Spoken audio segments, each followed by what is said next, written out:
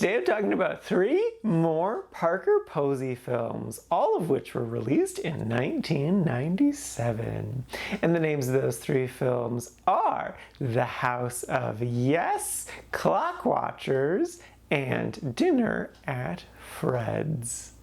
First up is The House of Yes. This film is amazing and I love it a lot, though it's not for everyone, but it is so incredibly good. Oh my god. Okay, so I'm gonna explain the premise in 2 different ways. The first is what I kind of was expecting, and then the second is what it actually is and what makes it so incredible. So the simple way is that in 1983 there lives this woman who is really obsessed with Jackie Kennedy, to the point in which she dresses only in her iconic outfits and demands to be referred to as Jackie O. It's like, oh, that's kind of quirky and fun. But what is this movie actually about? It's actually about incest, and it is so good. Like, the writing in this movie, it is just incredible. Like, I kept just being so blown away by lines of dialogue and just like how scenes played out, and just it's a masterclass in writing. I love it so much. But like, the whole rest of the film's also incredible too. Like, the cinematography, the direction, all of the actors are great. I especially loved Freddie Prinze Jr. in this. He plays the younger brother and is just the most adorable little guy. He is great and I love him a lot and I love it a lot. I just love it so much. Now, it's definitely a dark, weird comedy, and it's not for everyone, and that's fine. But if you think you can get into it, oh my god, is it worth a watch, because it is so good. Like, I don't know if I'm hyping this movie up enough, because I ranked it really high, and it deserves that high ranking. It might be a little bit controversial opinion, but it's okay. So yes, I love this movie a lot. I really hope you do too, but there's a chance you might not, because it is, you know, it's about incest and gets a little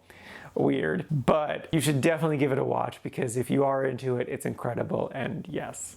Next up is Clockwatchers. This movie is basically just like a female version of Office Space, except less ridiculous. It stars Toni Collette, Lisa Kudrow, Parker Posey, of course, and also Eliana Ubek, who I didn't recognize her name, but I've seen her in things. And basically, it's about a group of temp workers who are working in this office environment and just how miserable their life is there. And they do a really, really good job of capturing that misery and making it interesting. It was especially nice and cathartic for me because I have recently quit my office job, and so that was nice. But they really made the mundane really interesting. And that's actually like a subgenre of film that I really like, is if they're able to make mundane stuff and turn it into something fascinating and not boring. This movie is definitely not boring. Where this movie kind of stumbles a little bit is in its second half of the second act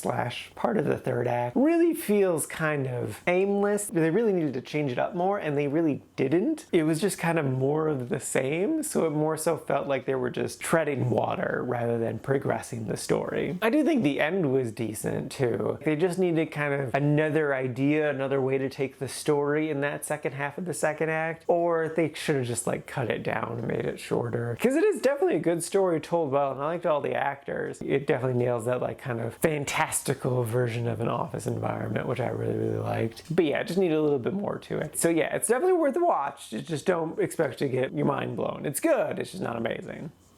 And lastly is Dinner at Fred's. This is a Christmas movie, and it's not good. The basic premise is this business guy is trying to get to his girlfriend's father's house for the holiday, but he's afraid of flying, so he just drives, and of course that leads to hijinks, and then he ends up getting trapped at this random person's house, and there's a curse on the house, and there's just so much silly, dumb humor in this. I'm so bored. I didn't find it interesting or funny. The only good part about it was Parker Posey, and that's just barely. And really, it was more so her outfits that were the incredible part. Like, she does fine, but it's not good from kind of top to bottom. Christopher Lloyd is also in this, and he's really silly. He only speaks in gibberish, and that was almost funny, but I mean, it's nothing against him. It's the whole rest of the film. He could only do so much. So yeah, I really strongly did not care for this movie and would not recommend it. It's just boring and dull and uninteresting.